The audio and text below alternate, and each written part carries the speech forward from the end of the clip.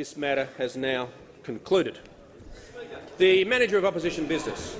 I move that so much of standing and sessional orders be suspended as would prevent the Manager of Opposition Business from moving the following motion immediately. That the House 1 notes that gross debt has grown to a record $500 billion under this government. B. Last night, in an act of gross incompetence, this government teamed up with Senator Pauline Hanson's One Nation to vote to support a bill which abolished all income tax rates from 2024. This is just the latest act from a government consumed by chaos and incompetence, which has outsourced all economic policy to Pauline Hanson's One Nation. D. For years, One Nation has advocated flat tax. Last night, the government adopted this policy and set the rate at 0. E. The government has also dealt with bracket creep by abolishing every single tax bracket. And F. The bill which was supported last night at the third reading stage by the government and One Nation will open up a budget black hole of $240 billion every single year once implemented, and 2, condemns this government for its gross economic incompetence. Those opposite have now completely outsourced the economic policy of this nation to Pauline Hanson's One Nation party. And last night, now we'll hear in question time today from the Treasurer where he'll say, oh, Labor voted for this, Labor voted for that, but he won't say what the government voted for last night. Because what he won't acknowledge is last night they all voted, every single one of their senators, that from 2024 there'll be no income tax at all. None.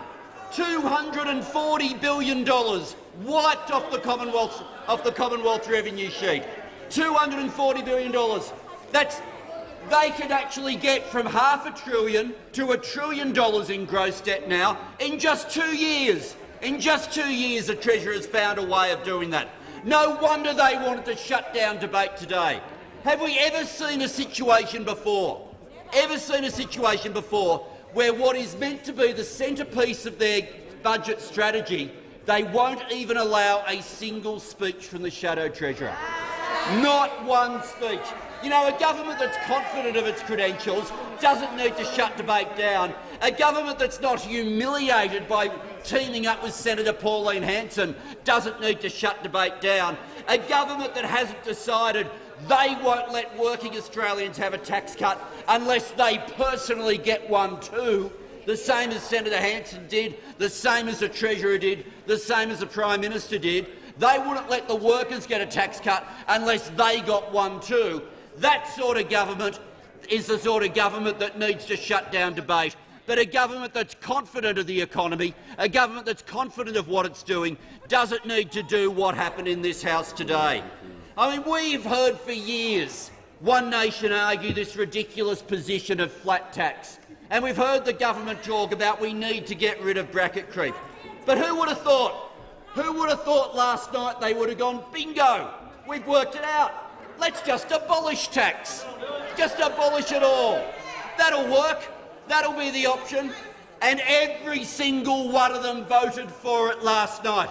Every single one of them. So today, when we've got the bill and we're giving the reasons to the Senate and we're telling them what they did, the government has wanted to hide the fact that what they did last night was the most extraordinary example of fiscal recklessness we will ever see.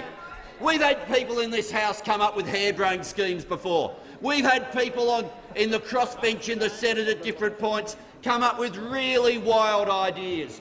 But no one has ever done what Liberal and National Party senators did last night with One Nation. Nobody before has ever said the answer is to abolish all taxation.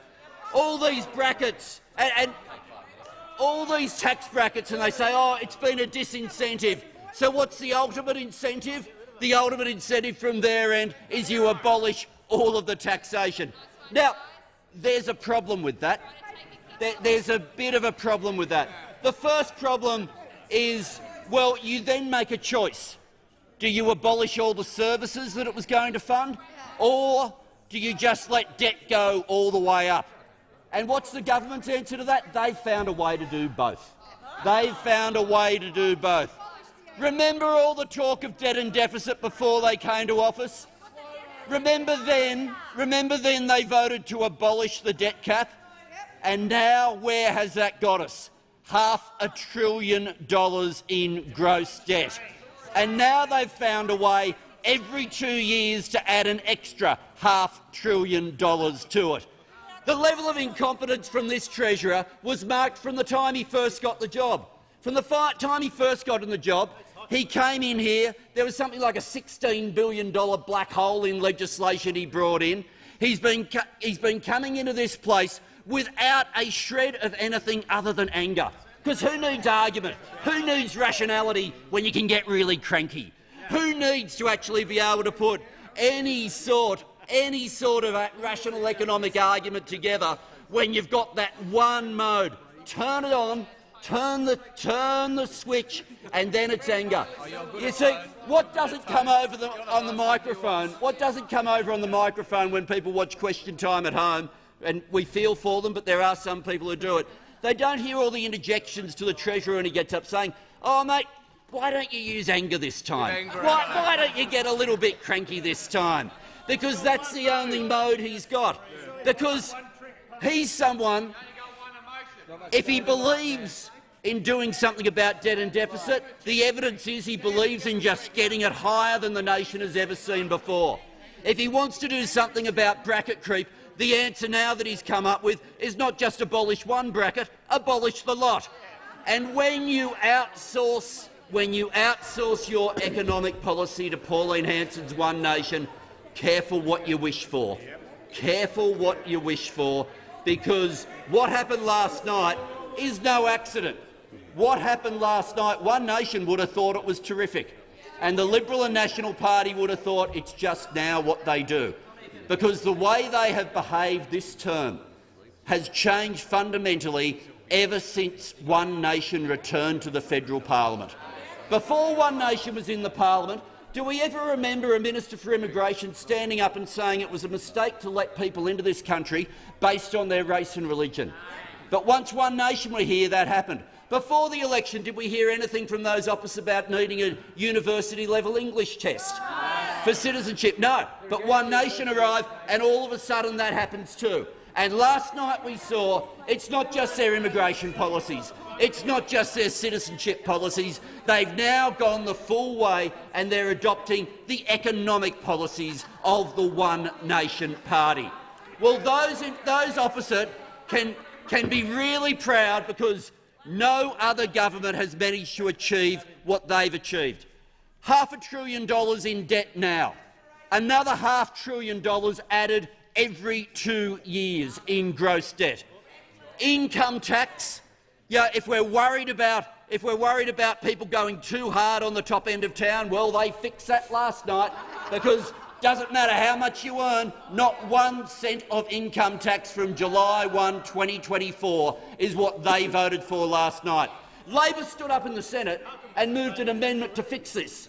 Labor stood up in the Senate and moved a consequential amendment to fix this, because we thought, it's probably reasonable that income tax exists. It's probably not an outrageous position. But what did they do? Oh, they said, "Oh, we know what you're up to. We know what Labor's up to." So immediately on hearing that, they said, "Quick, Senator Hanson, we're with you. We'll stop them. We'll make sure that income tax doesn't continue beyond 2024." And they voted to prevent it. So what we had in front of the parliament now, and procedurally the government did everything they could to try to make sure this wasn't revealed when their own backbench was present. They went to lengths I haven't seen in the parliament before to make sure that people were unaware of what bill had reached this House. The bill that had reached this House was Pauline Hanson One Nation Party to a T.